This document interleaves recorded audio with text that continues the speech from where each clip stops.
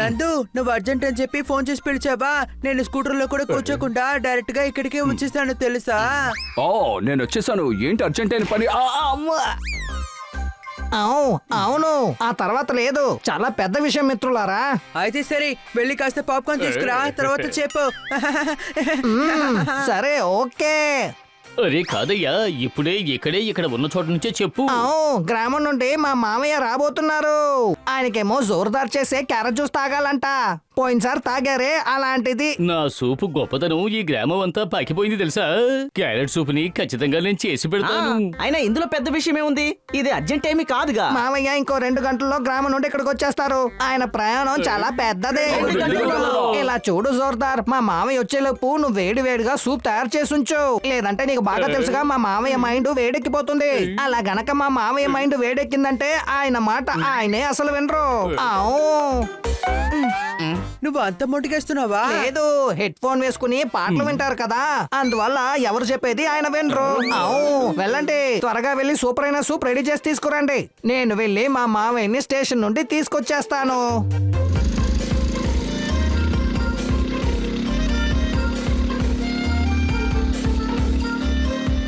ఈ రోజు పొద్దున చాలా చిన్నదిగా ఉంది కదా, అంత త్వరగా చీకటి పడిపోయింది.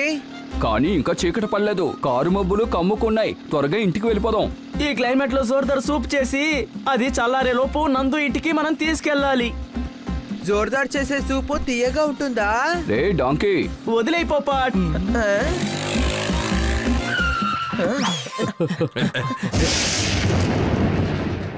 ఆకాశం ఇలా ఉందంటే 3 సంవత్సరాల్లో పడే వర్షం ఒకే రోజులో పడేలా ఉంది. వర్షం పడ్డానికి ముందు ఈ సూప్ ని నందు ఇంటికి చేర్చాలి. అవును జోర్దార్, త్వరగా బండి నడుపు.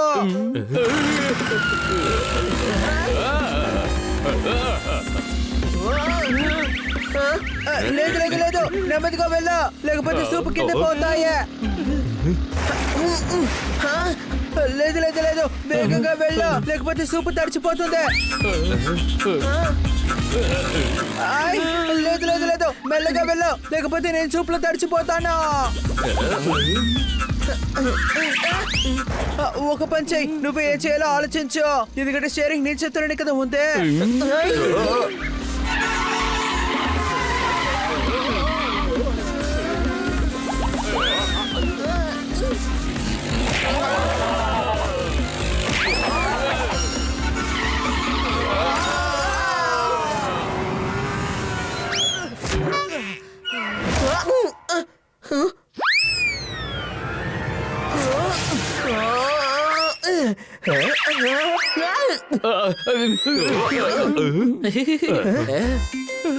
అరే ఏంటిది, టైర్ లో గాలిపోయింది.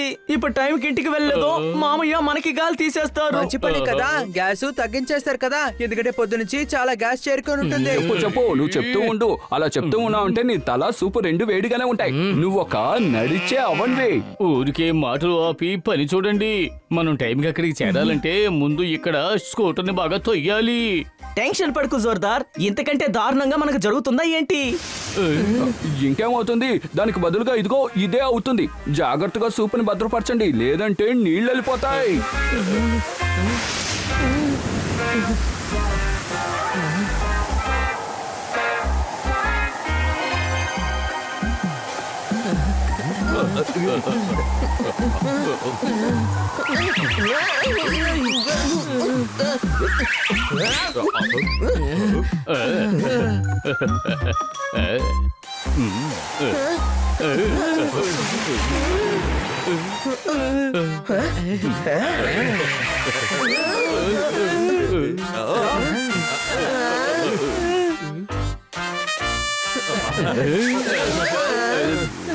నకిలీ మిత్రుడు ఓపెన్ క్లైమేట్ ఎప్పుడైనా మారచ్చు.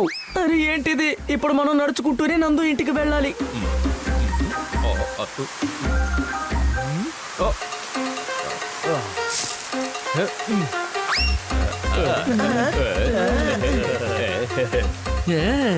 పపేట అద్భుతం.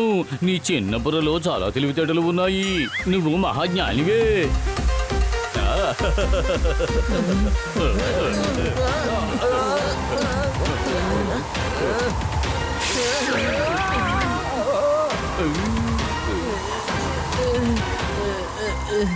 ఈ గాలి నాకు పెద్ద శత్రువు.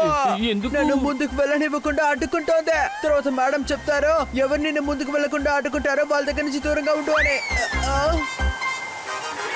కాబట్టి అందరూ ఇక్కడికి వచ్చాయండి.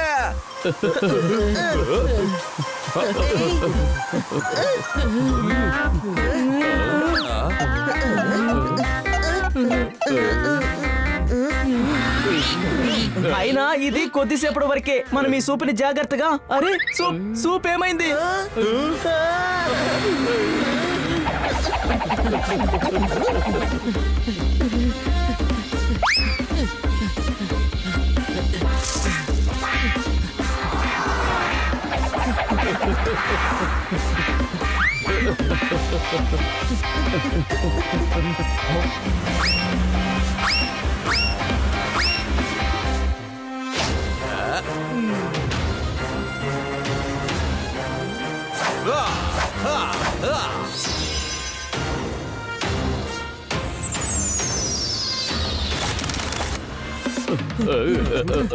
ఇంకా నయ్యం, నీ రెక్కల వల్ల ఆ సూపు తప్పించుకుంది.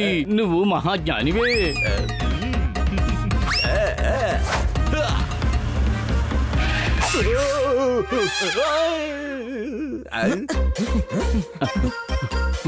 కాదు వెతికితే సూపు దొరుకుతుంది అని. నా ముక్కుకి ఇప్పుడు పని చెబుతాను. ఇప్పుడే వాసన చూసేది ఎక్కడుందో చెబుతాను.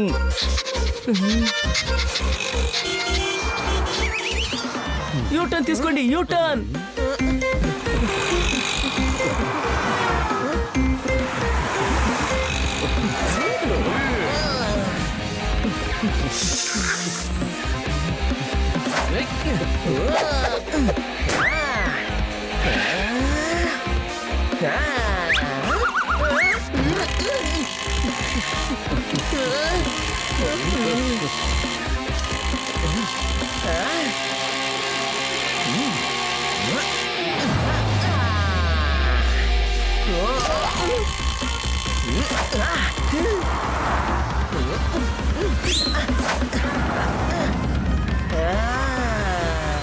హే, జాలీగా ఉందే.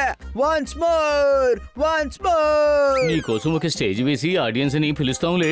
ఆ సూపును పక్కన పెట్టి రేపు కూడా దాన్ని తీసుకుని వెళ్ళొచ్చు కదా. సరే వదిలేయండి, జరిగేదంతా మంచిగా అనుకుందాం.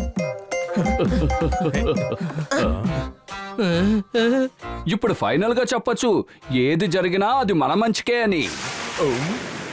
ఇప్పుడు కూడా చెప్పలేము పప్పే. 12 నెలల మొత్తం 240 రోజులే ఉన్నాయి. అదంతా వదిలేసి ఈ రోజు ఈ వర్షం ఇప్పుడే పడాలా ఏంటి? సంవత్సరానికి 264 రోజులు కాదు, 365 రోజులు. నా జీకేని నువ్వు టెస్ట్ చేయకో. నువ్వు సూప్ సంగతి చూడు, అది ఎక్కడైనా తడిచిపోతుందేమో.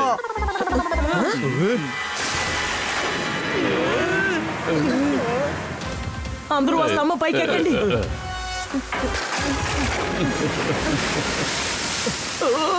కాపాడండి.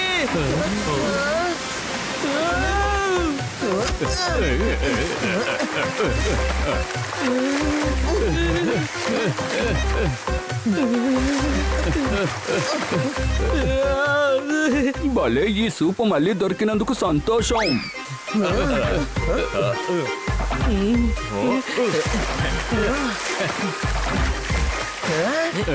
నీళ్ళు చాలా చల్లగా ఉన్నాయి. ఈ సూపుని మామయ్యకి ఇచ్చే లోపు నేనే తాగాలనుకుంటానేమో. అని సూపుని జాగ్రత్తగా చూసుకో, సరేనా? తమ్ముడిని వేరే కాపాడలేకపోతున్నాను, ఇందులో ఈ సూపుని వేరే కాపాడాలా? బన్నే ఇంకా కొద్ది దూరమే ఫ్రెండ్స్. బాగా గట్టిగా పట్టుకోండి. మీరు సూపు జాగ్రత్తగా ఉండండి.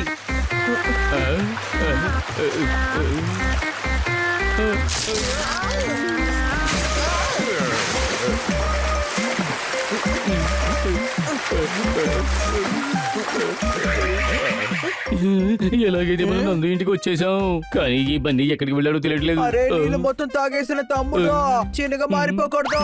ఎక్కడున్నావు నువ్వు తమ్ముడు? నేను ఇక్కడున్నాను. నువ్వేమైనా రేడియోలో వస్తున్నావా? నీ గొంతు ఎక్కడి నుంచో వినిపిస్తోంది. మా కంటికి నువ్వు కనపడడం లేదు. చెట్టు పైన చూడండి. నేను మీ నుండి వేరుగా వెళ్ళి సీవర్ పైపును ఓపెన్ చేశాను, అందుకని నీరంతా అందులోకి వెళ్ళిపోయింది. ఏమంటున్నావు తమ్ముడు? మన మొహం మాత్రమే ఒకేలా ఉందనుకుంటే మన బ్రెయిన్ కూడా ఒకేలా ఉందన్నమాట. అరే ఎంత కష్టపడ్డాం, గాల్లో ఎగరడం, పరిగెత్తడం, కింద పడ్డం, పైకి లేచాం, వరదలో ఈత కూడా కొట్టడం ఉపయోగం లేకుండా పోయింది. నందు ఏమో వాళ్ళ మామయ్యని సూపు తాగడానికి బయటికి తీసుకువెళ్ళి ఉంటాడు. ఏంటి అనుమానమా? ఒకవేళ వాళ్ళిద్దరూ వర్షం వల్ల స్టేషన్ లోనే ఉండిపోయారేమో. అవు సరిగ్గా చెప్పారు. వావ్ నందు, మీ మావయ్య సూపర్ గా ఉన్నారు.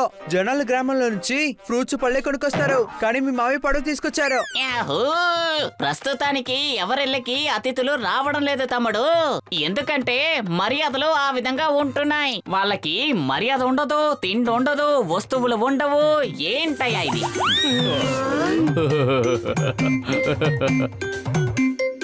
కానీ మావా, తాగడానికి ఇక్కడ ఒకటి ఉంది.